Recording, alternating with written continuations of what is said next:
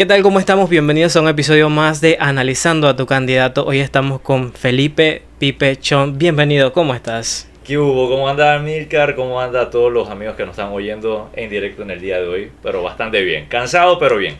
Hoy ha sido una jornada larga. Me lo dices, me lo preguntas.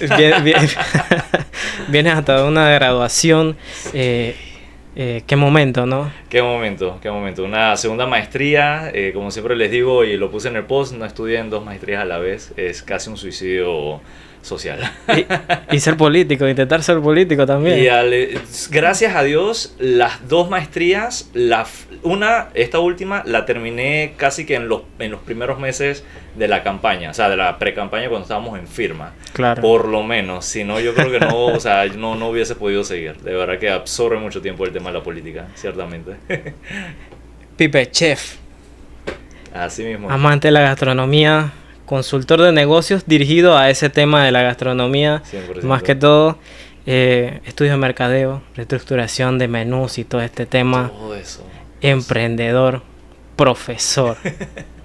¿Cómo ocurre eso en tan corto tiempo? Mira, amigo, yo siempre lo digo, o sea, yo creo que dentro de las posibilidades que hay, o sea, me ha tocado muchos sombreros. Sí. Gracias a Dios me ha tocado muchos sombreros a lo largo de ya un poco más de 10 años o 12 años de carrera. Creo que a través de la gastronomía, aunque no lo creas, me ha abierto puertas que no solamente es dentro de la propia industria, sino que también me ha tocado pues diversificar dentro de todo lo que cabe. Diversificar eso y ver la comida más allá de solamente preparar un plato. Total. Sino ver la parte de cómo se gestiona, desde dónde nace, dónde crece los alimentos, los productos, desde cómo se descarta, porque también hay que ver un tema de lo que es el desperdicio alimentario acá en Panamá. Acá se bota mucha comida, lastimosamente, Amílcar, y pasar de ello a la parte de la industria, a la parte de cómo se comercializa, de la parte de cómo desarrollar un negocio, porque yo creo que el chip de ese del emprendedor la tengo muy marcada, y yo creo que si no sería cocinero, pues obviamente estaría metido en cualquier cuestión que me haga y que me rete para comenzar algo, porque el reto del emprendedor es iniciar. Exactamente. Iniciar y comenzar. ¿Cómo nace ese amor por la gastronomía? ¿Qué te llevó allá? Bueno, mi familia es un poco trillado, Amílcar. A veces dice que no, que es que la cocina la corre por tus sangres, ¿no? La corre por tus venas. Pero bueno, dicho esto, mis papás son cocineros, ellos son de China, y ellos viven en el interior, o vivían en el interior, y ellos eran como los cocineros del pueblo. Tanto mi mamá como mi papá eran como los cocineros del pueblo, porque obviamente en el pueblo pues no había como un lugar para festejar como tal, no había un restaurante grande, sino que bueno, entre todos los vecinos, toda la comunidad se organizaban y hacían la fiesta del pueblo cuando alguien se casaba o cuando alguien tenía algún tipo de evento como tal. Y bueno, mis papás eran cocineros del pueblo, y yo creo que desde muy pequeño estuve muy involucrado con la comida, ciertamente, entre los fogones, entre el comprar las cosas, ir a los mercados. Y siempre estuvo como muy involucrado de manera pues no profesional, de manera indirecta. Y yo creo que cuando se dio el momento de decir, mira, 6º año, ¿qué vas a estudiar? Yo dije, como no puedo ser piloto de aviación, porque ese era un sueño frustrado que tengo. Siempre pasa. Sí, tengo un sueño frustrado de ser piloto de aviación comercial, por un tema de mis ojos, porque yo no veo rojo, o sea, yo confundo el rojo y el verde. Okay. Yo soy daltónico. Y obviamente, sabes que manejar un avión con ese tipo de detalle es imposible. Poco peligroso, señores. Así que yo dije, mira, ¿sabes qué? Me voy a irme por la parte de la gastronomía, porque es algo que me llamaba la atención en ese entonces, hace unos 15 años. La carrera se estaba empezando a profesionalizar, porque entendamos algo, señoras y señores, la cocina, por lo menos especialmente acá en Panamá, como profesión, era muy empírica.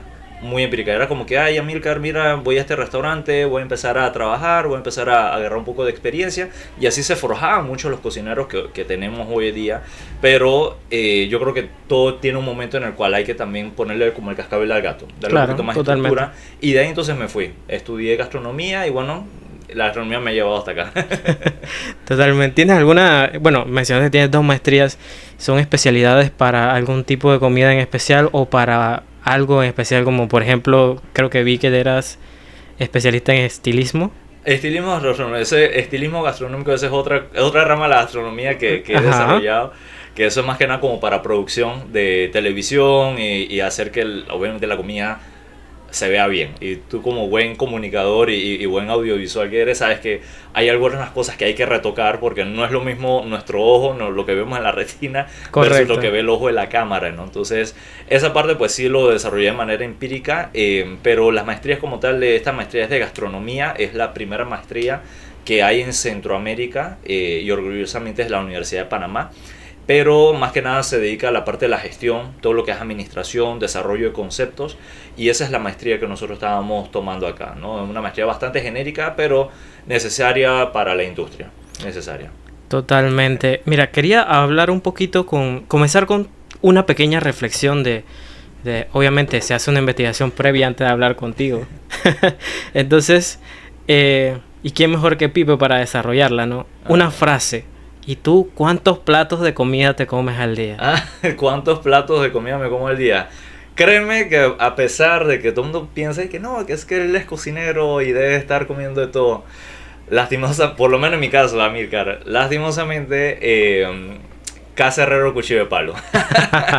Yo soy la persona que no me quiero complicar la vida y yo creo que en estos momentos, dentro de la política, dentro de tantas cosas, entre más sencillo pueda ser mi vida, mi cocina, muchísimo mejor. Totalmente. Muchísimo mejor. O sea, yo soy feliz hasta con tuna, huevo, arroz y ya, para de contar. Pero en realidad lo que esté a disposición, lo que vea en la calle, si hay una fundita, me voy a una fundita y así me voy. Pero sí, no piensa que mi día a día es de banquetes y de cocina molecular. No, nada de eso, nada de eso. Interesante. Bien sencillo. ¿Cómo llega el Pipe Chef a tomar la decisión de, ven acá, necesito tomar las riendas de esta situación que está pasando en el país y lanzarme a candidato? Mira, yo creo, Amílcar, que es como una combinación de varias cosas.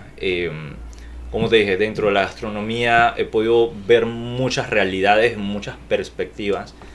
Te lo puedo decir desde tres. Como profesor, ¿qué es lo primero que tú escuchas para el mes de noviembre, usualmente, todos los años? Desde antes y después de pandemia. La noticia siempre es, las escuelas no están listas, las escuelas le faltan esto, las escuelas faltan profesores, el profesor no llegó. Entonces yo decía, pero yo tengo 34 años, yo tengo 34 años que siempre escucho eso. Yo jamás he podido escuchar un año de lectivo y que digan, las escuelas todas están listas, la mayoría está lista. Y de que, bueno, no sé, Panamá sacó una muy buena aprobación en cuanto a algunas de estas pruebas PISA o estas pruebas académicas que se hace para medir, obviamente, el rendimiento de los estudiantes, pero lastimosamente no lo hemos visto. Siempre hemos visto ese loop. Y yo creo que eso fue como una de las tantas gotas que derramó el vaso que yo decía, o sea, ¿esto cuándo va a parar? ¿Cuándo va a parar? Cuando tú sabes que un país como Panamá, con todos los aportes que tiene el canal, con todo el recurso económico, natural que tiene, y que aún hablemos de la educación y que la hablemos de una manera tan paupérrima, porque da dolor. Porque Sí. yo apaño al estudiante en la universidad y cuando empiezo a ver temas como análisis, como desarrollo, como lectura comprensiva, hasta matemáticas básicas, o sea, aún hay mucha falencia. Yo no digo que todos los estudiantes, pero sí hay una falencia bastante alta. Entonces eso preocupa porque si estamos hablando de los jóvenes, de los estudiantes que son el próximo semillero del país, Total. entonces obviamente nunca le hemos puesto la lupa a eso. Creo que la segunda gota que derrama el vaso es que como mentor y como profesional de lo que serían las consultorías, siempre veo restaurantes, siempre veo el tema de AMPYME, el tema de la forma como tan fácil es regalar o dar la plata para un proyecto, entre comillas.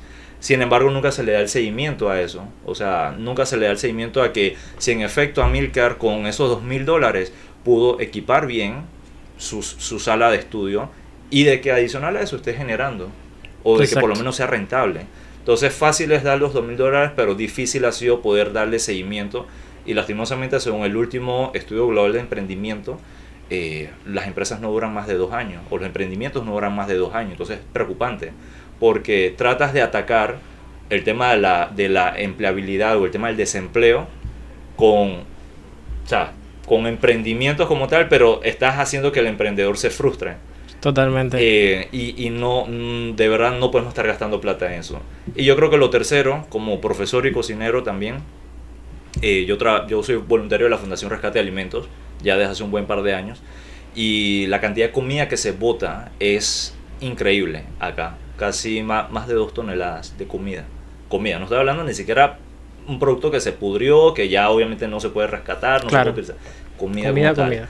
Y al sol de hoy, al sol de hoy, especialmente en San Miguelito, yo he escuchado familias, he visto familias, circunstancias en las cuales los niños solamente comen una sola vez al día, en la cual un niño prefiere decirte, Amílcar, y que, hey, tengo una galleta en jugo, prefiero llevármelo a la casa para poderlo compartir. Y hasta que tú no ves esa realidad, hasta que tú no empiezas a ver de que es una realidad de que se da en el supuesto Dubái de las Américas, te pega de frente. Exacto. Y te hace romper esa burbuja del bienestar, entre comillas, que tienes alrededor, porque es duro, es difícil esa situación, es difícil el tema de la desigualdad, y eso creo que cada uno de los puntos que te dije, los 3 puntos, conecta en la cual tú como profesional, yo como profesional, y de repente como voluntario y como persona que está dedicada a la parte social, dices, hasta aquí llegó el techo. Esto hay que empezar a cambiarlo a través de leyes, a través de proyectos, a través de fiscalizar, a través de que existan mejores gobernantes que administren el bien público. Exactamente. Porque, como te digo, es obsceno la cantidad de dinero que tiene Panamá, y que nosotros aún tengamos esas realidades, y que esas realidades no sean como la excepción, sino se está volviendo la norma. Y eso es lo peligroso. Y por eso estoy acá. Sí, totalmente Sí. de acuerdo con eso. Ya hay varios candidatos que me han mencionado esa realidad que muchas veces no es dicha por los medios tradicionales para nada. O sea, en el medio centro de Panamá se vive esas cosas y uno dice, wow. No, sí. No, y no nos vamos muy lejos de la realidad, Amílcar. O sea, y lo extrapolamos en tantas cosas, en inseguridad, lo vemos en la falta de atención médica, lo vemos en temas de agua, sanidad, en general con todo el crisis, la basura que hay, lo vemos hasta con movilidad. O sea, tantas cosas que al final y al cabo hacen que el ciudadano de a pie, o sea, se sienta sumamente estresado, o sea, y con una carencia de oportunidad y de esperanza increíble. O sea, tú te pones a ver y es, wow, increíble que ese es el día a día de las personas, y no debe ser así, no debe ser así. Totalmente. Y ahorita más vamos a ir desarrollando eso que acabas de comentar, porque eso está dentro de tus propuestas. La primera, pues, que es salud, educación y seguridad alimentaria. Correcto. Entonces, vemos la educación como la base, que bien lo mencionabas en tu propuesta, que no es negociable, No. ni por presupuesto, ni por favoritismos políticos, que obviamente eso está en el foco de la tormenta ahorita. El sistema único de calificación en base a resultados, que eso también me llama mucho la atención Sí. de esta parte de la propuesta. Cuéntame un poquito de eso. O sea, más que nada es eso, o sea, porque entendamos algo también, y yo soy muy crítico, y a veces esa opinión es un poco impopular. Hay que entender que hay ciertos docentes, no son todos, dentro del sistema educativo, que se rehúsan a un cambio por un cambio en positivo. ¿Qué quiere decir un cambio en positivo? Cambio en el cual se actualicen sus propias metodologías, ¿sabes? Porque la forma como se daba clases, o la forma como el estudiante capta la información, no es la misma de hace 20 años atrás. Total. Y no va a ser la misma dentro de 50 años más. Sí. Entonces, el profesor, como el rol de nosotros de guía, de mentoría para nuestros estudiantes, debe ser de la actualización continua. Entonces, para mí sí es importante que, más allá de que el docente se actualice, que el docente también tenga una forma en la cual se les evalúe. Actualmente ya hay una ley que ahorita mismo se está tratando como de reglamentar. Sin embargo, creo que va a quedar un poco, como que dice, débil el tema de la evaluación como tal.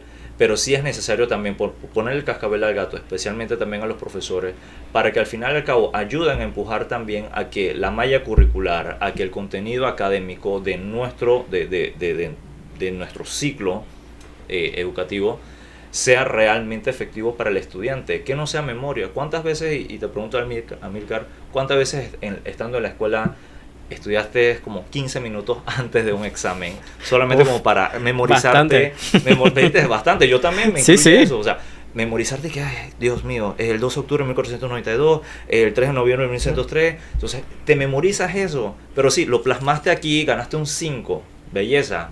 Pero esa información que captaste o que trataste de memorizar O sea, ¿realmente pudiste comprender del porqué de esas fechas? O sea, yo creo que esa es como la gran pregunta que nos tenemos que hacer, y especialmente dentro del rol educativo. Entonces, por eso yo estoy bastante afanado para esa parte, ¿no? Para que al fin y al cabo también el profesor tenga ¿sabes? Ese peso de que yo tengo que esforzarme bien para que al final y al cabo también las cosas vayan mejorando sobre la marcha dentro de una buena estructura educativa, dentro de una buena reforma hacia las leyes que nosotros podamos tener. Y para mí la educación es la base, o sea, la educación es la base, porque muchas veces se dice, Amílcar, que, no, es que hay que estudiar tanto para qué, si al fin y al cabo le exigen al estudiante que debe tener experiencia, pero sí, pero más allá de la experiencia también debe tener habilidades que no la están captando dentro de lo que es nuestro sistema educativo, habilidades blandas, habilidades de conocimiento, habilidades de interacción, que yo creo que más allá de eso la empresa también está buscando esas características, sí, totalmente, al momento de contratar. Entonces yo creo que debe ser integral el tema, el modelo educativo y la malla curricular como tal, no solamente pues fechas y datos que son importantes, que obviamente son una base, pero tiene que ir complementado con eso, y yo creo que esa es como una de las grandes fallas que hemos tenido a nivel educativo, y eso, como te digo, lo veo dentro de la universidad y lo veo también en los momentos, en los procesos de contratación de distintas empresas. Sí. Sin duda alguna. Mira que también dentro de la propuesta comentabas algo de incentivar el área de las investigaciones en general. Háblame un poquito de eso. Mira, un país, y siempre a nivel mundial va a ser así, a nivel mundial un país es rico, o ya sea por su PIB o por su cantidad de facturación o de dinero, como le quieran llamar en palabras más sencillas, es rico en cuanto a lo que sería desarrollo social o índice de desarrollo social, pero también es rico en conocimiento. O sea, los países de Europa son lo que son, no es solamente por el dinero, por la producción que tengan o por la mano de obra que tengan, sino es por la generación de conocimiento, generación de datos, generación de investigaciones, generación de ensayos, de investigaciones que al final y al cabo aporten no solamente en el quehacer nacional, sino que en el quehacer mundial, ¿sabes? Y ahí entonces nosotros también vamos a ir desarrollando también una capacidad crítica, analítica, que es lo que estamos buscando, que es necesario. Y por eso yo soy uno de los fieles creyentes de que es necesario tener componentes de investigación y desarrollo desde la primaria en adelante, para que eso no sea solamente como que, bueno, es que si vas a estudiar ciencias vas a ver temas de investigación. Definitivamente no. El que estudia un bachiller en comercio y el que está en el área de las finanzas también hay áreas de investigación. Así como en las áreas sociales también tienes áreas de investigación y de desarrollo. Entonces yo creo que Panamá aún tiene mucha tela por cortar, y te lo digo desde la experiencia de la gastronomía. Porque, Amílcar, yo creo que lo primero que uno dice, bueno, cocinar, es cocinar, la gastronomía. Pero la gastronomía, cuando te adentras un poco más a ello, entonces empiezas a ver desde la parte de cómo se produce, desde la parte de qué ingredientes hay alrededor de nosotros que nos hace endémicos, que nos hace especiales, únicos aquí en la región. Y nos vamos hasta la parte social gastronómica. La abuela, el abuelo, el pueblito que está allá en el valle, en Coclé, en Chirú, a donde sea, que tiene una forma particular de hacer un sembradío o de tener distintos tipos de semillas que se utilizan aún. Totalmente. Entonces ahí tú te das cuenta que aún tenemos mucha exploración por realizar. Y yo creo que en la medida de lo posible incentivemos al estudiante a ser más crítico y ser más analítico. También vamos a tener ciudadanos que también aporten ese valor, ¿sabes? No podemos tener ciudadanos ignorantes, y yo creo que los gobiernos por eso mismo no quieren invertir en educación, porque no es algo a corto plazo, esto es a largo plazo. Y lo segundo, obviamente, las personas van a ser más críticas de lo que hagas y lo que dejes de hacer. Totalmente, y reducirnos la posibilidad de tener una educación de buen nivel hace que la población se sienta totalmente así. Claro, porque al final, al cabo, Amílcar, lo que quieren hacer es tenerte dentro de ese ciclo de pensar, de mantenerte en esa pobreza mental, por así decirlo, en la cual yo te voy cortando poco a poco, te voy cortando el agua, te voy cortando tu seguridad, te voy cortando tu acceso a la alimentación, y entonces en todas esas cortes al final, ¿qué te queda? Te queda un ser humano desprotegido por completo, y viene el famoso síndrome del Salvador. Ajá. Buenas, yo vengo con una bolsa de comida, vengo con un vale digital, vengo con un trabajito, ¿sabes? Y ahí entonces empieza la dependencia. Y eso es lo peligroso. Tal cual. Eso es lo peligroso. Y hay que empezar de una u otra manera a romper eso y darle esas herramientas para que puedan surgir. Dentro de este proceso de recoger firmas y la candidatura como tal, ¿te ha tocado vivir esa experiencia que las personas te lleguen con ese backup? 100%, porque lastimosamente, y no solamente en San Miguelito, en todo Panamá, hemos tenido una forma, un mismo librito de hacer política, lastimosamente.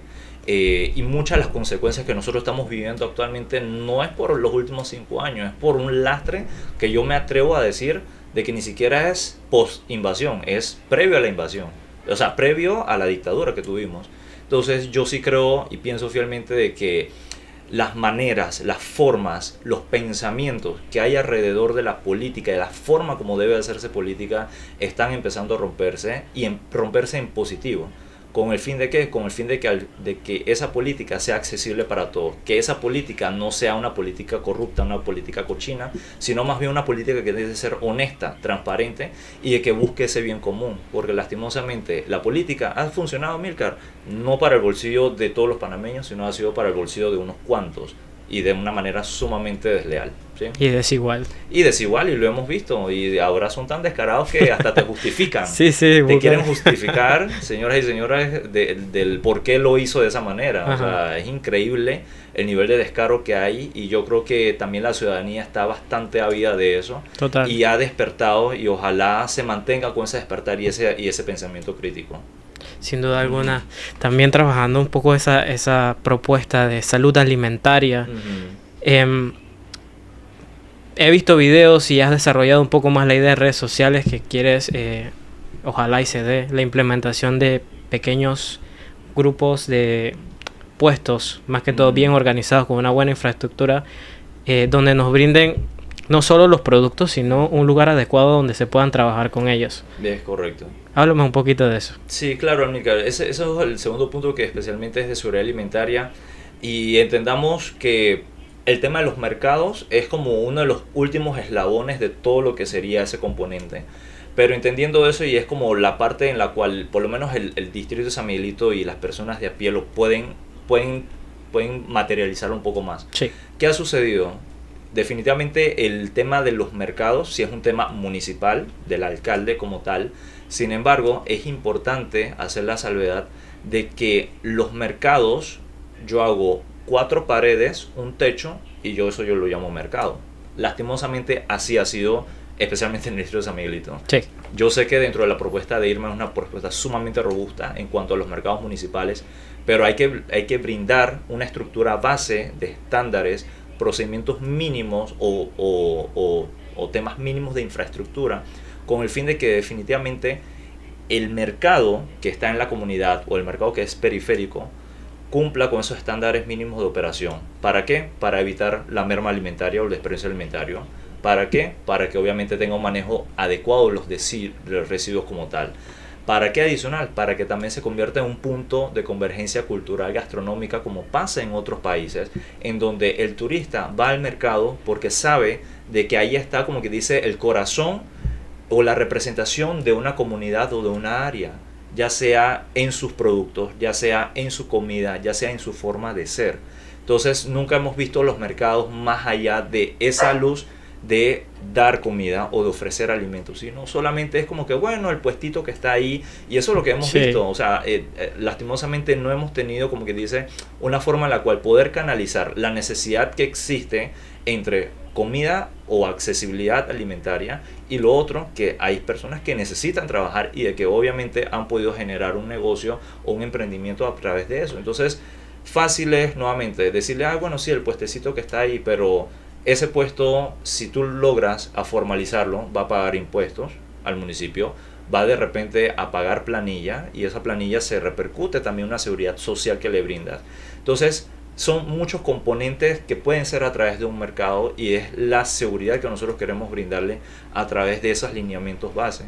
Porque como te digo, hay que replicar las buenas acciones y hay que de verdad, de una u otra forma, darle la herramienta para que las personas se sientan cómodas y que se sientan dentro de lo posible. Yo puedo acceder a esa comida más económica, yo puedo empezar a desarrollar nuevos polos de producción. Yo ya no tengo que irme hasta San Felipe Neri. ¿Cuántas veces yo no he escuchado a señoras de fondas, a señoras del día a día, a las personas que hacen súper, Sí, sí. que o sea, no tienen Hasta Merca. forma, tienen que irse hasta Merca, tienen que irse hasta San Felipe Neri, y que, ¿sabes? Es que sé qué bonito sería poder tener los mercados periféricos dentro de San Miguelito y dentro a nivel nacional para que, nuevamente, como te digo, no se convierta en simples galeras, porque es fácil decir, voy a hacer un mercado y voy a decir que esas 4 paredes es un mercado, pero debe tener estándares mínimos, debe tener cosas que al fin y al cabo sean lineamientos base, que le permitan esa operatividad a los mercados y de que se tenga un plan estratégico, pero que también, nuevamente, por querer hacer un mercado, lo voy a hacerlo en el lugar más recóndito que hay, y entonces al fin y al cabo se destinaron 8 millones de dólares, ¿para qué? Exacto. ¿En qué quedó? Y el ejemplo más claro es el ejemplo que tenemos aquí en San Miguelito con el mercado de las trancas, que hasta el sol de hoy aún no está abierto. Exacto. Y de que no estamos muy seguros de cómo esté ahorita mismo en ese desarrollo, porque no se ha entregado. Entonces es un tema que al final hay que tomar mucho en consideración si queremos realmente empezar a hablar de accesibilidad y de que queremos tener pues elementos o ingredientes más económicos para que eso también sea algo positivo para la canasta básica del panameño, ¿sabes? Totalmente. Mira que en un podcast anterior comentaba con Ahmed justamente ese tema de los mercados y yo le decía, ¿sabes qué? Qué bonito e interesante sería tener un mercado donde yo tenga los productos frescos, pero a la vez tenga un sabores de San Miguelito. De 100%, o sea, es que aquí hay talento, o sea, y el talento no solamente es desde la parte de la música, del teatro, también podemos empezar a desarrollar esa parte del talento culinario, porque aquí hay muy buenos cocineros, pero es necesario levantar esa chispa, es necesario levantar esa mezcolanza de culturas, porque el distrito de San Miguelito es muy heterogéneo. Tenemos comunidades que vinieron desde el interior del país, tenemos comunidades afro, tenemos también una muy buena representación de la comunidad china. Entonces tenemos como un microuniverso de muchos sabores, incluyendo hasta, ¿por qué no?, incluyendo esa migración que ha venido desde Centroamérica hacia acá. Entonces tenemos, como que dice, un mix de muchas cosas, pero que nunca lo hemos podido empaquetar en un producto turístico o comercial sostenible para la comunidad y que sea obviamente turístico para hacer esa forma de que queremos hablar del turismo, queremos empezar a que las personas vengan a San Miguelito y que no solamente sea el distrito que es conocido por la basura, por la inseguridad o por las montañas o los valles que hay, sino que también sea conocido para esa parte. Entonces yo sí creo fielmente en esa parte y que es necesario replicarlo, Sí, no total. solamente en San Miguelito sino en todo Panamá, y ese es uno de los mayores atractivos que debemos de tener. Por lo menos personalmente, Amílcar, yo también estoy en la parte de la mesa técnica de lo que es la marca país gastronómica a nivel de turismo. Entonces, identificar esos polos de desarrollo, identificar esos talentos, identificar qué hace único, por lo menos aquí, a la comunidad de Pan de Azúcar, qué hace único a la comunidad de Belisario Porras. O sea, ahí es donde tú empiezas a desarrollar algo para que se pueda hilar en un producto o en una serie de proyectos que impacten en positivo la comunidad. Ahí es el gran detalle que nosotros tenemos que empezar a ver. Ahí, en esa partecita. Totalmente. Y de hecho, en la parte gastronómica te hago un comentario así. Aparte, mi vecina toda su vida desarrolló lo que era el arte de hacer tamales, empanadas, el arte del maíz, algo belleza en su gastronomía. Claro. Y llegó al punto de que su pequeño emprendimiento llegó a estar en los supermercados. Mira. Llegó a ser un foco de atención para empresas de que venga, voy a pedirle 200, 500 tamales para mi fiesta de Navidad. Es que es así. Y ese tipo de talento lastimosamente se quedan en la casa porque nadie los puede ver como tal y palpar y decir, ¿sabes qué? Esta persona debería tener un espacio donde brindar ese servicio, brindar ese producto y explotar el talento que tenemos dentro del distrito. Claro, y es formalizar, o sea, ¿sabes eso? O sea, es formalizar, porque por lo menos dentro de eso, o sea, hay como dos fases, por así decirlo. Una es cuando estás empezando, ese emprendimiento de casa en casa, ese emprendimiento que pues ni siquiera te pagas tú mismo un salario, sí, como muchas veces sucede. Y está la otra fase de pasar a ese emprendimiento a un negocio formal, a tener entonces ya todos tus papeles en regla, a empezar, como que dice, a proyectar a futuro, a ver líneas de crédito, a ver cómo yo me organizo para tener, como que dice, acceso a ese financiamiento y poder empezar a crecer.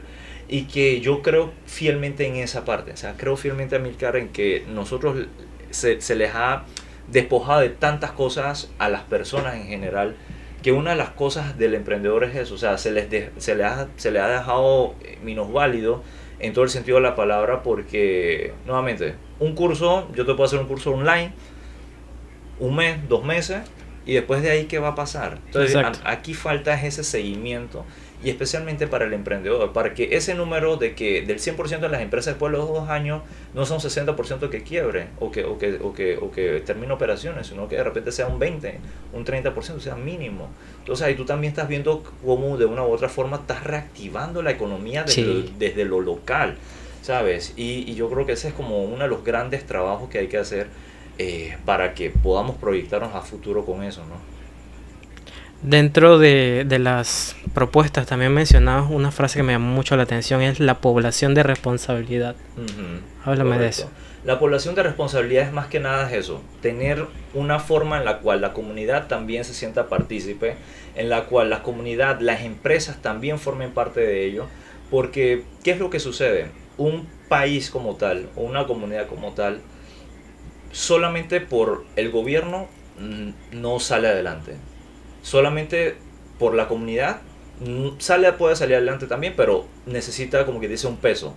Y la empresa también puede venir a ayudar a una comunidad, pero no puede con el trabajo solo. Entonces tú necesitas un tripartita, necesitas gobierno, necesitas empresas locales o la responsabilidad de las empresas como tal, de los negocios, comercios, como le quieras llamar, y necesitamos a la comunidad, a las personas. Entonces, en la medida de lo posible, en la cual nosotros podamos triangular eso, en la medida de lo posible que tengamos proyectos bien enfocados a las necesidades de la población y que nosotros podamos involucrar a la población y que la población se sienta escuchada, partícipe y que haya también un componente en la cual la empresa privada pueda amalgamar todo eso, créeme que eso es como una receta muy buena, muy próspera, y es la receta que ha sucedido en otras latitudes, especialmente como Medellín. Medellín en su momento, en sus días más oscuros, o sea, por una de las partes trabajando sola no podían. Se tuvieron totalmente. que alinear. Y yo creo que ese es como el trabajo que nos toca a nosotros desde la Asamblea, en realizar los proyectos de ley, reformar las que haya que reformar y fiscalizar a las instituciones que están dentro de esos programas a que obviamente generen el valor que se necesita, de que no solamente estén ahí por un título, de que no solamente estén ahí para figurar o de que están ahí por un tema político de designación, sino que sean profesionales, sino que vean por esa misma línea en común y ese bienestar, que es lo que tanto estamos necesitando. Totalmente. Ahí nos resumiste básicamente a la segunda propuesta que hablaba de recuperación económica y emprendimiento, 100%. la fiscalización y diagnosticar también los puntos focales de situaciones críticas que hay en los corregimientos. Algo que también hablamos ya anteriormente, lo que es el turismo. ¿A ti te gustaría ver San Miguelito como un punto turístico? ¿Qué te parece esa visión?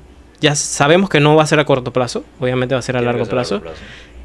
¿Cómo visualizarías a San Miguelito como un punto turístico? Mira, más allá de San Miguelito, yo creo que es, y qué bueno que toca el punto turístico, me encanta, especialmente por como estoy en la industria gastronómica. Sí. Más allá de eso es entender cuál es la clave, cuál es la identidad que tiene cada una de las regiones a nivel nacional, e incluyendo San Miguelito. ¿Qué es lo que te hace especial? Y de ese especial, de esa cosa que te hace única, ya sea por tu gastronomía, ya sea por tu historia, ya sea por tu riqueza ecológica o ambiental, ¿cómo entonces tú eso lo transformas en un paquete? En algo que yo te diga, mira, Amílcar, esto eres para ti, esto es el producto turístico que tú vas a vender, y ese es el producto turístico que la persona, el extranjero que va a venir o el nacional, va a decir, yo voy a hacer esto. Y yo creo que lastimosamente dentro de los planes maestros de turismo se hacen una identificación de áreas, sin embargo, ¿dónde está el paquete? O sea, ¿cómo yo hago para que el podcast que está realizando Amílcar, cómo lo enlazo con la señora que hace los tamales y cómo lo termino de enlazar con el mercado que pudiese haber periférico de Pan de Azúcar. Cómo yo hago esa conjugación de todos esos talentos que yo he podido identificar en el distrito o en las comunidades, no solamente acá en San Miguelito. Y yo creo que ese es como el rol que ha faltado, y ese es el rol en el cual nosotros tenemos que empezar a desarrollar, ya sea a través de proyectos de ley, ya sea a través de implementaciones a nivel municipal y de corregimientos, y que al final al cabo se pueda manejar de una forma en la cual se pueda compactar y de que se pueda ofrecer un servicio turístico como tal. Porque nuevamente te digo, acá siempre nos matamos, gastamos millones de dólares que vamos a identificar, yo no sé qué, vamos a hacer esta marca país, vamos a hacer esto, lo otro, pero ¿en qué queda? Queda en el aire, pero sí. ¿Cómo empezamos a aterrizarlo? Y yo creo que ese es lo primordial para San Miguelito y para todo Panamá, porque no sé si te acuerdas, en noviembre del año pasado, tanto se hablaba de la mina, sí, que nosotros podemos, que se perdieron tantos millones de dólares porque el turismo se paró. Entonces, si estamos hablando de que, bueno, no vamos a tener una minería a cielo abierto, de que queremos mantener, salvaguardar nuestra biodiversidad natural, ¿cómo hacemos para que en realidad el turismo pueda cubrir, sea sostenible y de que represente a nosotros como identidad y como país, como nación? Ahí entonces es como la gran pregunta que tenemos que hacernos. Entonces por eso yo estoy como que tan enfocado en la parte de la identidad, porque eso es lo que te hace único. Sí, totalmente. Es lo que te hace único, es lo que te hace para batallar, y es lo que a nivel de competencia, a nivel de Latinoamérica, o sea, nos ha faltado. Porque Costa Rica y Colombia son nuestros vecinos, pero como decimos en panameños, nos dan palo en todo el sentido de la palabra, sí. Por infraestructura, ya sea por atracciones turísticas, ya sea por servicio al cliente también. Entonces tenemos una serie de cosas que al final y al cabo no terminamos, como que dice, de alinear. Tenemos distintos puntos, distintas gemas, pero ¿cómo hacemos para ponerlo uno solo y ¿sabes qué? Este es mi proyecto. Entonces es más que nada como poder tener ese enfoque, y que al final al cabo se pueda desarrollar a través de las comunidades. Y yo creo que en la medida de lo posible, tanto los proyectos de emprendimiento como los proyectos turísticos, y gestionar leyes o fondos en las cuales se puedan financiar esos tipos de emprendimientos turísticos, darle un seguimiento, porque nuevamente te digo, fácil es dar la plata, pero difícil es darle seguimiento, que podamos darle seguimiento para que entonces podamos integrar todos esos servicios y productos en uno solo o en distintos paquetes. Ahí entonces nosotros podemos hacer, mira, vamos a vender, vamos a pelear, vamos a ser más competitivos. Pero en la medida de lo posible, si no tenemos bien eso organizado, créeme que no vamos a ningún lado. Otra de las propuestas que creo que está bastante alineada con toda la coalición Vamos es el tema de el reglamento interno de la Asamblea. ¿Qué opinas de eso? ¿Cómo lo ves ya estando dentro de la Asamblea? Y si ya estás implementando desde la candidatura el ejemplo de mantener la transparencia de todo lo que estás haciendo. Sí, yo creo primordialmente ese es, o sea, diputados que no les hablen en general, no solamente desde la coalición Vamos, diputados o candidatos que no les hablen de reglamento interno de la Asamblea, es porque es parte del mismo ecosistema tóxico que ha existido durante años y décadas en la Asamblea Legislativa. Porque, ¿qué es lo que sucede? Nosotros tenemos que empezar a dar el ejemplo. Nosotros tenemos que empezar a decir de que si yo no voy a trabajar, yo por lo menos tengo que hacer que mi suplente vaya. Y si yo no hago que mi suplente vaya, entonces a mí también me tienen que descontar. O sea, yo no puedo estar en un trabajo.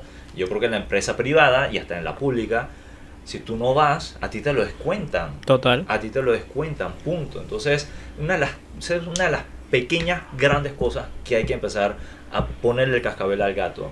Y como te digo, el que no quiera hablar de poner la casa en orden, en este caso la asamblea, de poner en orden sus propios despachos, en evitar despilfarrar dinero, porque eso es lo que hace los privilegios, los fueros, todas esas partes, todas esas cosas deberían 100% empezar con ese reglamento interno, y lastimosamente necesitamos mayoría para eso. Sí, porque claro. Al final y al cabo, el que no le gusta, como te digo, el que no le gusta ponerse como que dice en cintura, hacer la manera correcta, obviamente te va a decir, no, ni siquiera lo vamos a hacer, y es lo que ha pasado, lo han planchado por completo olímpicamente durante casi 5 años, engavetadísimo.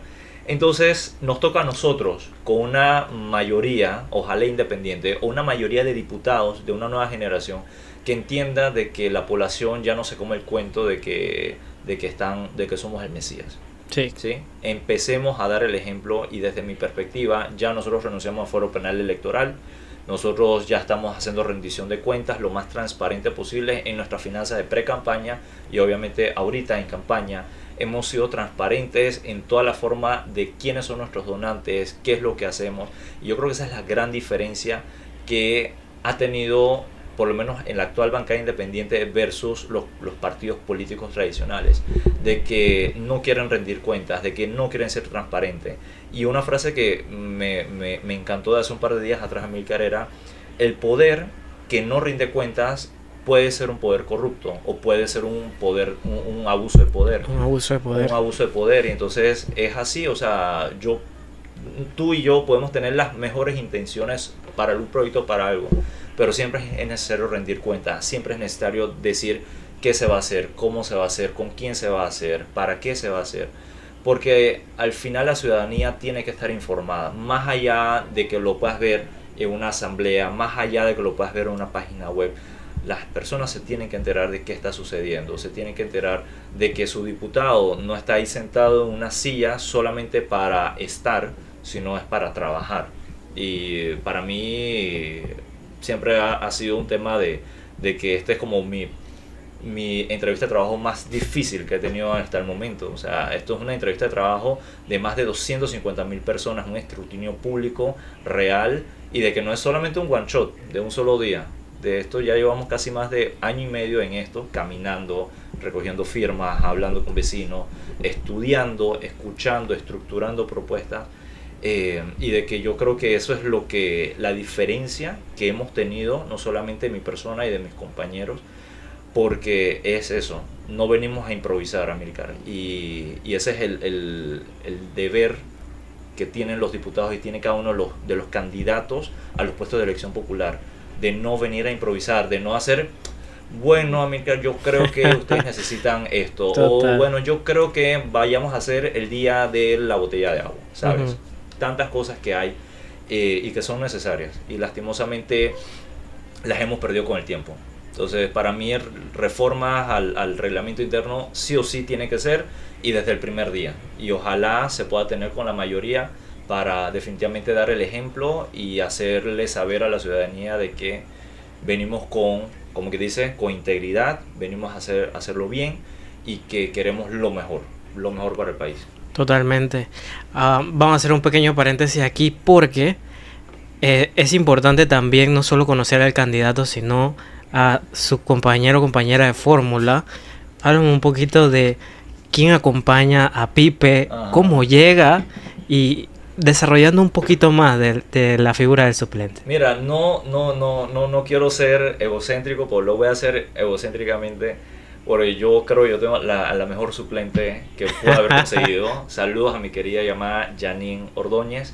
Ella es una dama de casa, una madre abnegada, una mujer que se ha preparado en su día a día en seguridad, en la parte de todo lo que sería organización comunitaria. Ella entiende muy bien esa realidad y de que es bastante complementario a lo que yo he hecho durante más de 7-8 años, que es servir a las comunidades, servir a la población de manera social, de manera cultural, educativa. Ella es una de las guardianas, me atrevo a decirlo, de la única biblioteca que tiene San Miguelito, la biblioteca Omar Torrijos. Ok, tenemos más cantinas que bibliotecas, lastimosamente.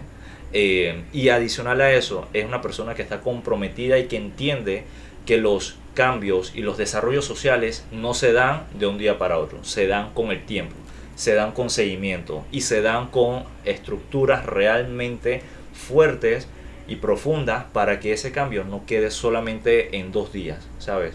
Y ella entiende muy bien esa parte, y yo la conocí caminando porque ella también estuvo recogiendo firmas como voluntaria dentro de la campaña de Irma Hernández, y ella conoce muy bien la realidad de San Miguelito. Ella ha estado en muchas zonas de San Miguelito durante muchos años, organizándose de manera comunitaria, de manera de seguridad, y ella entiende eso, entiende las necesidades, y yo creo que eso es lo que yo quería, que la persona estuviera en la misma sintonía que yo, que entendiera de que este trabajo es para el pueblo, es para las personas, es para los vecinos, y no es un trabajo individualista, no es un trabajo de egos, no es un trabajo de Amílcar lo propuso y es que es de Amílcar solamente, sino que esto es para la comunidad. Así que si hay algo bueno, se apoya; si hay algo malo, se objeta de manera objetiva. Entonces, para mí, Janine es como que dice mi todo, es mi roca ahorita mismo, es la persona que me ha ayudado con mil y unas cosas, y de que yo sé que un día, cualquier día, yo digo, hay que hacer esto, vamos con esto, ella dice, voy, qué hay que hacer, dónde hay que estudiar, dónde hay que ver, y eso es lo que me gusta de ella. Y si ella me tiene que decir que algo está mal, ella me lo va a decir, y yo sé que lo va a decir de la manera más objetiva posible, y de que sabe que ese bien común es por la comunidad. Sin duda alguna. Sí. Continuando con el paréntesis, hay algo que también destacar que muy poco le preguntan a ustedes en todas las entrevistas, y es la importancia de cómo comenzar tú solito ahora a caminar con un equipo de trabajo. Con un equipo de trabajo. ¿Y qué significa ese equipo de trabajo para Pipe? Sí, en un equipo de trabajo, mira, sabes que yo creo el equipo de trabajo, y eso yo creo que lo extrapolo mucho en mi día a día. Yo soy una persona muy sencilla, por no decir minimalista. Entonces, para mí, tener una estructura de trabajo o de voluntarios, de personas que quieren apoyarme, tiene que ser como que dice casi que mi seno, mi familia. Entonces, yo siempre le digo a mi equipo que es mi familia, porque ellos son los que están ahí en el día a día, son los que están ahí, mira, hay que hacer esto, vamos con lo otro, son los que están ahí para cuando yo no esté en algún momento. Yo sé que ellos van a hacer un buen trabajo, yo sé que ellos van claritos con ese mensaje de lo que yo quiero dar a través de mi propuesta, a través de mi razón, de mi forma de ser. Y yo creo que mi equipo de trabajo es eso, es una familia muy compenetrada, una familia en la cual echamos cuentos, una familia en la cual comemos juntos, y de que siempre estamos casi como que de arriba para abajo, de una manera, como te digo, chica, orgánica.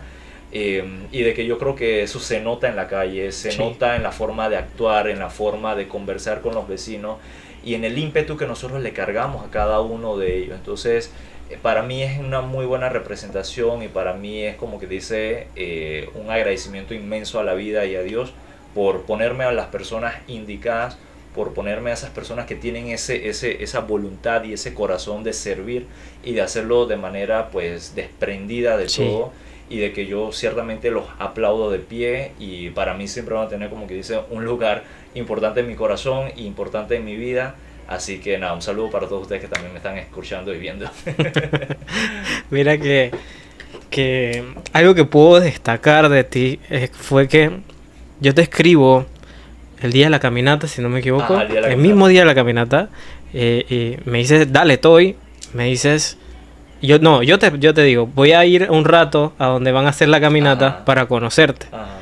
Y cuando yo estoy ahí dando la vuelta, saludo a Ale, que ya la había entrevistado. Llegas y me saludas así, bastante eufórico. Yo, wow, la vibra de Pipe es otra cosa. Yo, increíble. Y ahí fue donde me despertó la curiosidad. ¿Sabes qué? Yo tengo que investigar a qué se dedica él. Cuando vi que estabas metido en el mundo de la gastronomía y todo esto, me llamó mucho la atención. ¿Tú cómo ves el tema del servicio al cliente aquí en Panamá? ¿Y cómo te encantaría verlo, ya que estamos tocando bastante el tema del turismo? ¿Cómo has visto, has ido a otros países a hacer mentorías, a apoyar a otros chefs en concursos y todo esto? ¿Cómo has visto la diferencia del servicio al cliente en otros países a comparación de Panamá? ¿Y cómo te sientes al respecto con eso? Mira, yo otra vez, una opinión impopular, ¿no? Aquí hay que mejorar en casi un 90-80% del servicio al cliente, hay que hacerlo. Y ojo, no lo digo que seamos los locales, esto es sin distinción de raza, de persona, de nacionalidad. O sea, en general es necesario mejorar el servicio al cliente. Y con eso no quiero decir de que yo como persona que me dedico al servicio al cliente me voy a tirar al piso y que me pisoteen, o sea, nada de eso, sino el servicio al cliente en el sentido de ser lo más auténticos posibles, de ser los más caballerosos, formales o por lo menos dinámicos, Y de que el turista y el panameño a pie, yo creo que entre nosotros mismos nos tratamos muy mal. O sea, Sí, lo total. vemos y lo vemos en el día a día, a veces, o sea, me extraña cuando hay un choque y a veces pues, una bobería, nada más se chocaron, o sea, no fue un accidente fatal, o sea, ya se van a agarrar Sí, sí, sí. embate y un ring de boxeo. Entonces, ahí tú te das cuenta que a veces es la dinámica que nosotros tenemos como nación y es por también el entorno. O sea, yo lo veo un poco más allá de que más allá de una capacitación, o sea, eso te tiene que nacer. O sea, o sea, tú tienes que ser de una u otra manera, ¿sabes? Tener ese gen de servir y no en el sentido de que es que yo me voy a dedicarme a ser mesero, esas cosas, sino más bien que tu día a día sea de eso. De tu día a Sí, día, sí, si yo te sí. pregunto algo, tú no me vengas con tres piedras encima. De que si yo estoy en la calle y estoy en una parada de bus, de repente si yo te digo, oye, buenos días, no sé qué, tú también me respondas, por lo menos por cortesía, Sí, muy buenos claro. días también. Entonces, yo creo que es un tema de entornos y los entornos nosotros las tenemos, ya no podemos dejar que los entornos sean tan ofensivos, no podemos dejar que los entornos sean tan bruscos. Y cuando me refiero a entornos es lo que te comentaba hace unos minutos atrás. Le hemos quitado tantas oportunidades alrededor de la persona que la persona se vuelve una coraza. Y Sí. es bien difícil cuando tú naturalmente no tienes ni siquiera ganas de salir de tu casa, ¿sabes? Porque tienes tantas carencias que te impiden dar esa milla extra. Y con eso no voy a decir de que no existan casos de éxito o de casos de personas que también han podido, como que dices, subir la vara, salir de esa coraza, pero en la mayoría del día a día hay que, como que dice, transformar ese entorno para que también la persona internamente empiece a transformarse y con eso entonces podamos también tener un mejor servicio al cliente, porque eso es lo que yo he podido detectar en eso, Sí, de sí. que no es que la persona le nazca, sino que es difícil porque tiene una coraza, tiene tantos problemas encima, que al final al cabo una vuelta escuché a un supervisor decir en un trabajo, no, pero es que cuando tú llegas al trabajo tú tienes que deslindarte de todos tus problemas y dar lo mejor de ti. Yo dije, te compro ese mensaje. Sin embargo, no todo el mundo procesa los problemas o las situaciones de la misma forma. Sí, total. Hay situaciones que son más grandes que otras. Eso hay que tenerlo en consideración también. Entonces, hay que tener un poquito de empatía en eso. Entonces, para mí sí es importante transformar el entorno, transformar al estudiante, a la persona que está en una universidad, en una escuela, y de que al final, independientemente si estés o no en el área de servicios o de atención al cliente, tú también seas condescendiente con tus compañeros de trabajo, seas condescendiente también con tu familia, con tu entorno, con tus vecinos, con la persona que va en el metrobús, con la persona que está en el metro. Entonces, para mí tiene que ver mucho ese componente y definitivo, hay que tener una capacitación técnica 100% Sí, en la sí, sí. parte de la hostelería y del turismo como tal, pero yo me voy un poquito más profundo y para mí es importante eso, llegar a lo profundo para que no se sienta, tú muy bien sabes, ¿no? Cuando el servicio al cliente se ve forzado, se ve como que, ay Sí. Dios mío, viene este cliente, no puede ser, sino más bien como que entender la situación, entender el panorama y de que realmente te nazca eso. Y con eso tampoco quiero decir nuevamente, Amilcar, una positividad tóxica de que todo tiene que ser color de rosa, un arco iris, todo bien, o sea, chévere, o sea, eso no, pero hay que entender las situaciones, los contextos y de que las personas en sí tienen que tener un mejor entorno para también tener un mejor servicio al cliente. Para mí es base eso. En base ahora que hablamos de atención al cliente, tienes una propuesta bien interesante y que me encantó leerla. Ujú. Es las teleconsultas. Las teleconsultas, muy importante, telemedicina, Sí. correcto. Sí, definitivamente ahorita mismo ya existe, creo que un proyecto de ley, creo yo también tratar de en lo posible que esto pueda expandirse y que más allá de que hayamos pasado una pandemia, porque más que nada se inició por el tema de la pandemia, que se tenga una reglamentación adecuada, que se tenga una forma en la cual puedas tener una accesibilidad y una atención de calidad, porque yo creo que dentro de la atención básica y de la atención de especialidades médicas, en cualquiera de los dos frentes, ya sea MINSA o ya sea Caja de Seguro Social, aún nos falta muchísimo, muchísimo, Sí, sí, muchísimo sí. en esa parte. Y yo sí creo que poco a poco tenemos que empezar a utilizar la tecnología a nuestro favor, y no solamente para la medicina, para la atención, sino también en cuanto a procesos, sino también en la parte burocrática, de que la tecnología sea un aliado 100%, porque estamos viviendo un siglo o años de muchos cambios. Inteligencia artificial, estamos hablando de que las personas están tratando de ser lo más eficiente posible, las empresas Sí. también. Entonces, a mi parecer también una forma en la cual nosotros podamos integrar tanto la parte de las consultas o de la presencialidad junto con la telemedicina y la forma de atención remota, creo yo que también mejora la calidad de vida de las personas, de que sabes que de repente por X y motivo no puede salir de su casa porque tiene una discapacidad móvil o tiene algún impedimento móvil. Saber de que hay una opción, saber de que hay una forma, una alternativa, y yo creo que la forma en la cual nosotros podamos hacer que la medicina llegue a más lugares con mejores atenciones, con buenos especialistas, que se dé de una manera honesta, de una manera pues profesional, las personas también van a tener una mejor calidad de vida en todo el sentido de la palabra, en todo el sentido de la palabra. Claro que sí. Sí, sí, sí. Mira que uno de los temas que más me apasiona por obviamente ser mi profesión como farmacéutico es el tema que estuvo muy de moda hace un año y medio, donde la solución del gobierno fue solamente meter 170 medicamentos dentro de una lista que al final el comerciante decide si lo compra o no. Entonces hay algo dentro de las propuestas que mencionabas que querías, lo tengo anotado por aquí. Accesibilidad. Ajá, el proceso de compras. ¿Cómo lo has analizado y cómo crees que impacte a nivel privado? Porque obviamente se habla siempre del monopolio que hay. Del famoso cuco el monopolio, ¿no? Sí, claro.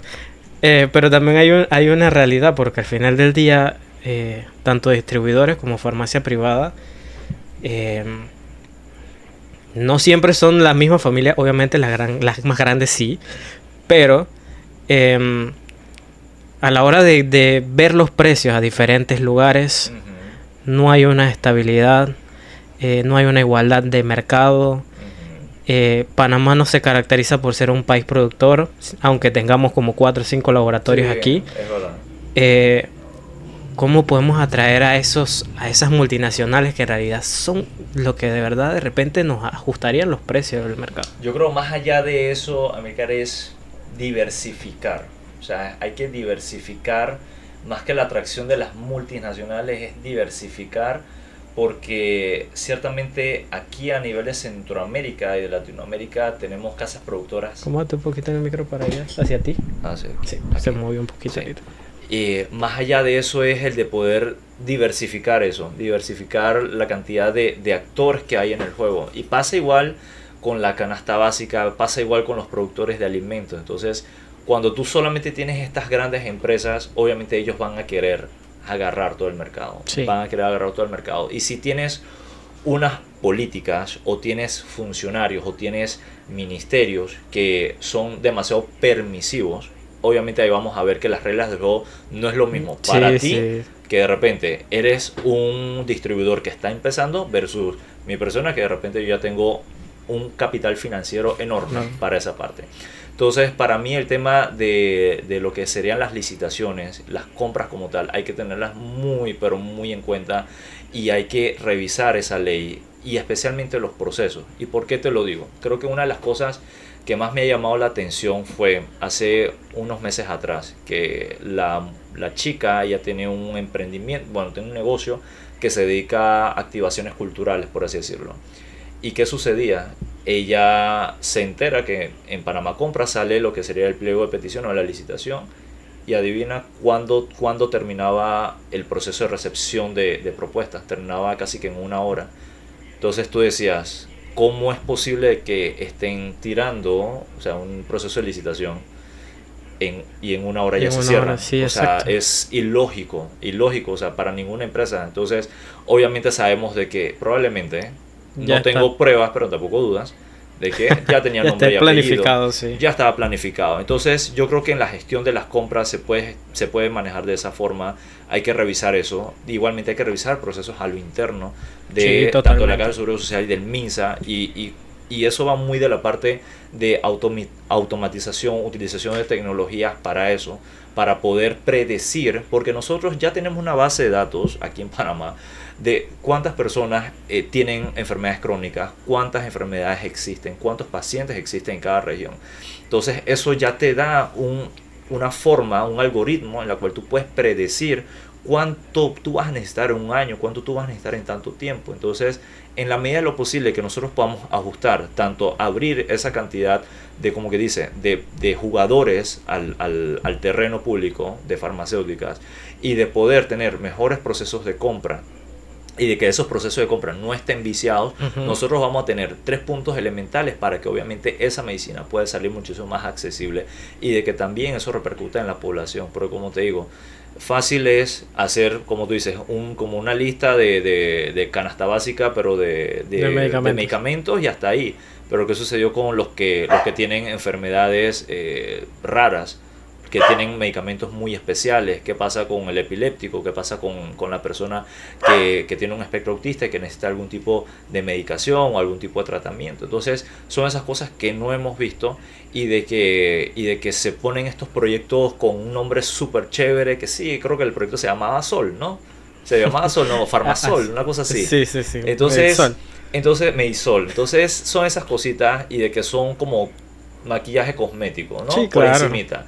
Pero tenemos que empezar a ver ese meollo y también tenemos, y para mí es muy importante eso, de que los gobiernos, especialmente las personas que estén en los cargos, no solamente los de elección popular, los que estén en los cargos de ejecución, de operatividad y de administración en los ministerios, en las instituciones, también sean personas transparentes y de que sean personas que definitivamente velen por ese bien común. Por eso para mí es importante que todas esas designaciones que a veces pasan, o la gran mayoría de las veces pasa por la comisión de credenciales, porque la asamblea lo aprueba, Sí. sean personas que sean íntegras en su trabajo, que no sean nombradas por un partido político o por un favor solamente. El ejemplo más claro que tenemos en la actualidad y que se puede extrapolar también hacia los distintos ministerios alrededor de Panamá es el Contralor. Una de las tantas cosas. O sea, al final y al cabo, ¿quién aprueba el Contralor? O sea, ¿quién fiscaliza? ¿Quién llama? ¿Sabes qué?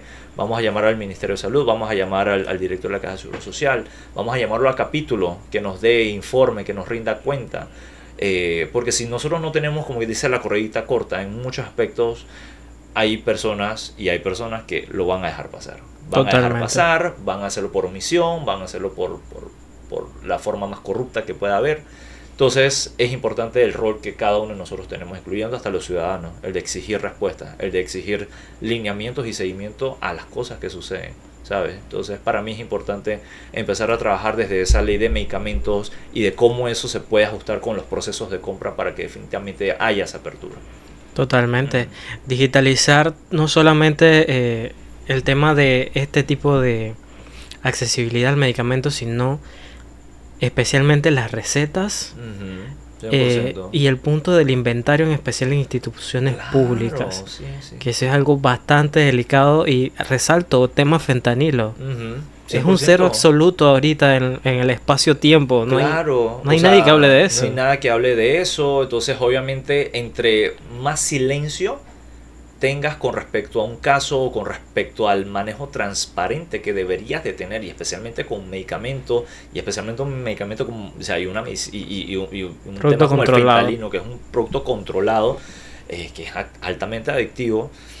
Ahí es donde tú tienes que hacer, como que dice, investigación. Pero si tú no le pones la importancia, si el mismo director, el mismo regente que debe representar la institución no le toma la importancia, entonces, ¿en qué estamos quedando? Entonces, ¿a dónde está el cuestionamiento? ¿Y por qué no lo cuestionan? ¿Y por qué no rinde cuenta? Entonces, ahí está la asamblea para eso. El caso más fácil, y que siempre se lo digo a los vecinos, Amílcar, es por lo menos el tema del agua. O sea, ¿por qué no se ha sentado al director del IDAN? O sea, el director del IDAN, lastimosamente, debería estar todos los días rindiendo cuenta del por qué en 5 años, dónde está su presupuesto de ejecución, de inversión, de actualización. ¿Cómo es posible de que nosotros aún tengamos fluctuaciones de energía y no tengamos una forma en la cual tratemos de que esa planta potabilizadora no tenga tantas fluctuaciones de energía, de que tengamos un plan B, un plan C para eso. Exacto. Por eso se va la luz, ya se quedó media ciudad sin agua, sin eso.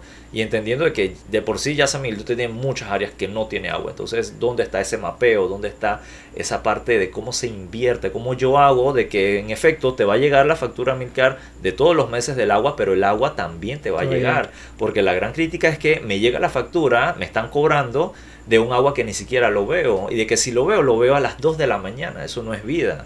Entonces eso es para que tengamos ahí al director todos los días. Pero ¿qué fue lo que sucedió a Milcar cuando se llamó al director del IDAN en su momento? Vino un diputado que tiene obviamente intereses particulares para que exista crisis, o que exista ese círculo de la mediocridad, especialmente bajo el agua, y vamos a tumbar la sesión y aquí nadie va a preguntar nada. Y eso fue lo que sucedió. Y así mismo pasa con muchas discusiones, mucha fiscalización que debe ser este ente como la asamblea. O sea, lo tumban y punto. Totalmente. Y eso también es una de las preocupantes aquí en el distrito, que no todos tenemos el acceso al agua potable. ¿Cómo lo has vivido en esas caminatas? ¿Qué es lo que te dice la gente en esas áreas? O sea, eso no es calidad de vida. O sea, no es calidad de vida. Y entendiéndolo aún más, si queremos elevarlo un poco más allá del acceso, sino que también tenemos un tema no una crisis, pero sí un tema muy importante en cuanto a la administración del recurso hídrico.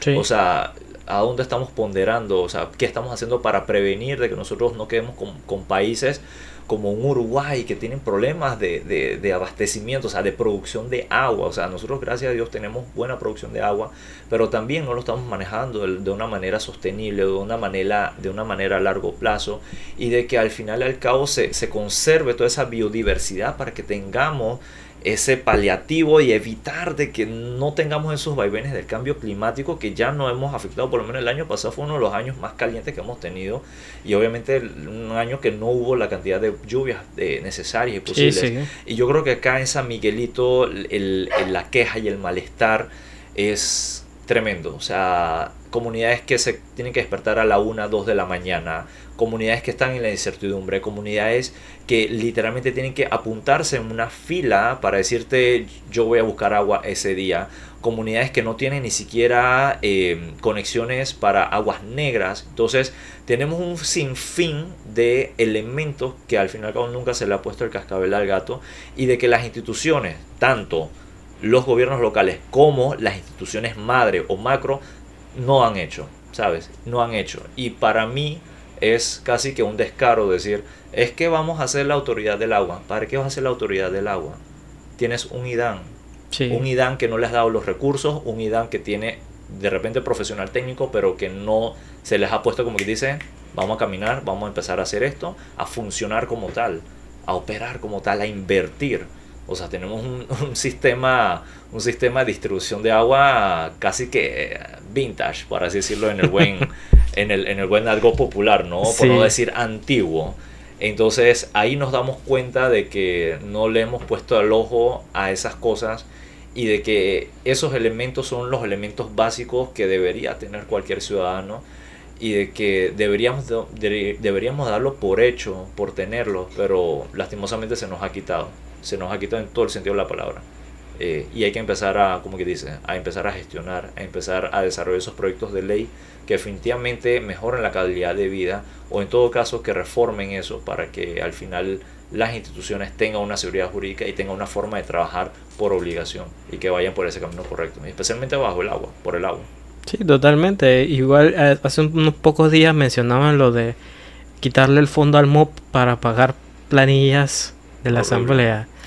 Sí, por eso te digo, o sea, hacen con las finanzas públicas lo que sea, hacen, mira, el Fondo de Ahorro Panamá, o sea, ha habido tantas cosas que como te digo, y a veces se lo digo a los vecinos, o sea, de repente no hay que inventar la rueda, o sea, ya existen las leyes, que yo creo que hay, o sea, literalmente hay ley para todo. Lo que hay que hacer es revisar las leyes, actualizarlas, si existen vacíos, reformarlas, y en todo caso, hacer que las instituciones que integran esa ley o ese proyecto de ley las ejecuten, les den seguimiento y que se hagan y se cumplan. y que los gobiernos locales y que en conjunto con las asambleas se puedan tener esa comunicación, porque de repente aquí en la base hay necesidades o hay problemáticas muy puntuales, pero que en la asamblea no se ven o que en la asamblea ni siquiera se tocan. Entonces se hacen estos proyectos de ley bien pomposos, por así decirlo, y queda uno que entonces, ajá, ¿y a mí en qué me funciona esto? Sí, o cómo exacto. eso se ejecutó, o quién le involucra, ¿sabe? Entonces hay que hacer esa parte, hay que hacer esa parte. Muchas gracias, Pipe, por estar en el podcast. Te quiero dejar, ahorita te vas a quedar solo en cámara. Ok, Vas a cerrar con cómo votar por Pipe, ok. por qué votar por Pipe y un mensaje de conciencia social para este 5 de mayo. Ok. Y eso sería todo por el día de hoy. ¿Sí? Dame un segundito, te doy la cámara total a ti. Vale, gracias, Milcar. ¿Qué tal a todos? Pipe Chon les saluda por acá, candidato independiente a diputado aquí en el Circuito 82 por la coalición Vamos. Y si te ha gustado mis propuestas, te ha gustado lo que has escuchado, lo que has podido leer, lo que has podido revisar de mi vida profesional, de todas mis propuestas que quiero desarrollar de aquí en adelante en la asamblea, yo te sugiero pues votar en plancha. Votar en plancha porque para mí es importante que llegue la mayor cantidad de diputados, incluyéndome, para empezar a sanear. Porque sabemos que una golondrina no hace verano y sabemos que nosotros podemos hacer todo, como que dice, el accionar social, levantar nuestra voz, pero si no tenemos esa mayoría, si no tenemos, como quien dice, esa disponibilidad para poder luchar, para poder trabajar, créanme que es necesario tener esa compañía, tener esa mayoría de votos, tener esa mayoría de compañeros. Así que si está dentro de tu haber, puede ser un gancho al 11 para que nos brindes la oportunidad a los 7 candidatos, incluyéndome aquí en San Miguelito. Y si deseas, también puedes realizar el voto selectivo, solamente marcando en la casilla 5, que es mi casilla dentro de la lista de Vamos. Solamente tienes que buscar la lista número 11 con la banderita de Vamos y buscas mi nombre con el número 5.